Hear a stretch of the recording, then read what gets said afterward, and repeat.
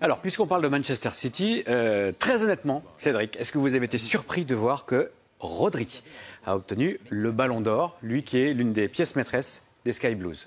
Oui, j'ai été surpris. Alors l'info a fuité quand même dans la journée. Ouais. Ils peuvent dire que personne n'est au Parce courant. que le Real n'avait pas pris l'avion. Si moi qui ne cherche pas l'info, je la reçois sur mon téléphone plutôt, c'est qu'à mon avis, je ne suis pas le seul, a priori.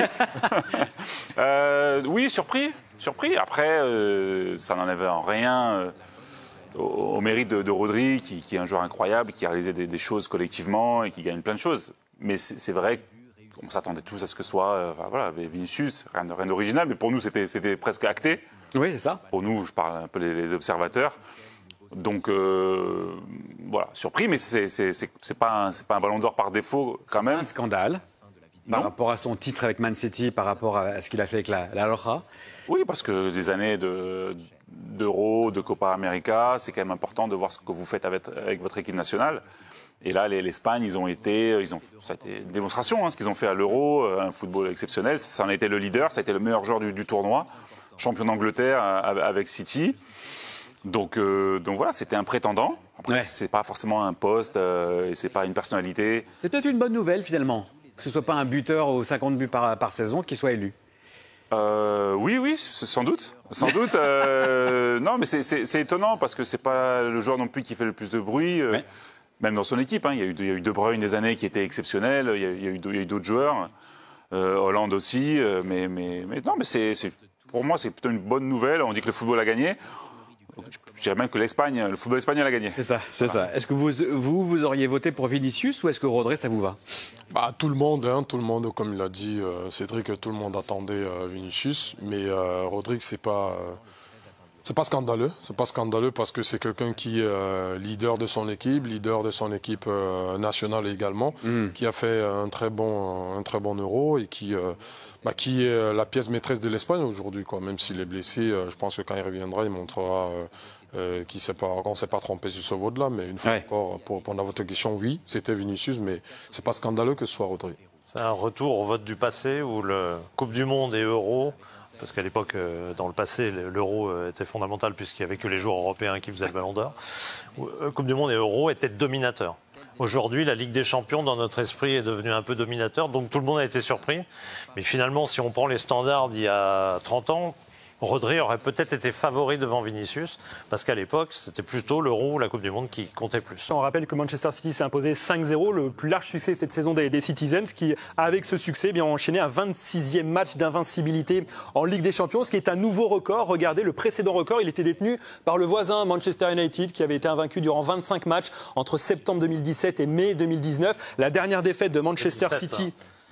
entre 2007 et 2009 pour Manchester United. Ça remonte. Et pour Manchester City, la dernière défaite, elle remonte aussi. Vous vous souvenez, messieurs, de la dernière défaite de City. C'était en demi-finale retour de la Ligue des Champions, le 4 mai 2022 contre le Real Madrid, quand il s'était incliné 3-1 au Santiago Bernabéu face au Real Madrid. Depuis, il reste sur plus de 2 saisons invaincu en Ligue des Champions, dont le titre notamment remporté en 2023.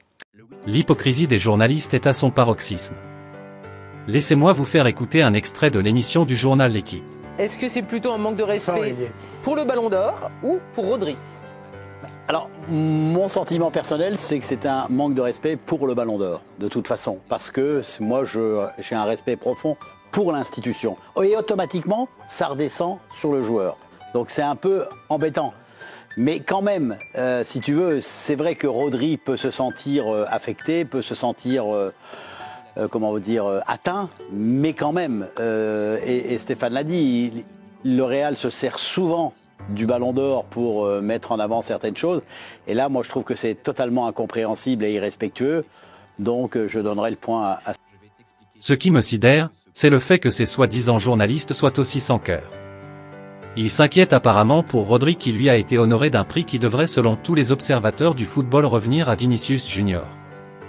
Au lieu de plutôt s'inquiéter sur la morale de Vinicius, au lieu de se poser la question de savoir comment le joueur se sentirait après une telle désillusion, quand on sait que la pilule aurait pu bien passer pour le joueur, si ces mêmes journalistes n'avaient pas fait la propagande pendant plus de 3 semaines sur le fait que Vinicius était déjà le gagnant de ce Ballon d'Or. En parlant de l'hypocrisie, le vote pour le Ballon d'Or de certains journalistes a été dévoilé. Et à la surprise générale, le journaliste du Salvador n'a même pas inclus Vinicius dans le top 10 des meilleurs joueurs de la saison. Incroyable mais vrai. Pour se justifier, il dit ceci: je ne le mets pas comme meilleur du monde ou même parmi les 10 meilleurs pour la raison que j'ai expliquée et que vous avez reprise.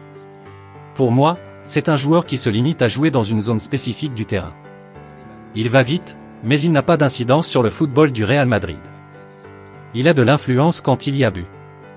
Mais en termes de jeu, il n'a pas l'influence qu'a Bellingham par exemple. Et pourtant c'est ce même journaliste qui a classé Erling Haaland 3e pour le Ballon d'Or. Donc si on suit son raisonnement, Haaland couvre toute la zone d'un terrain. Et surtout, Rodri et Haaland couvrent plus de zones sur le terrain que Vinicius Junior. Comment peut-on confier ce genre de décision à des personnes qui ont visiblement des a priori et des préjugés? Environ 3 autres journalistes ont eu des votes similaires. Malgré ses débilités, Vinicius a quand même été 2e au classement du Ballon d'Or à seulement 16 points de la première place. Vous l'aurez compris. Ceci n'a donc rien à voir avec le partage de voix. Parce que si seulement 2 de ces journalistes avaient été objectifs, en le classant minimum dans le top 5, Vinicius serait certainement Ballon d'Or. Alors, les questions à se poser sont, qui sont ces journalistes? Comment sont-ils choisis? Quelle est leur connaissance du football? Qui les choisit? Et sous quels critères sont-ils choisis?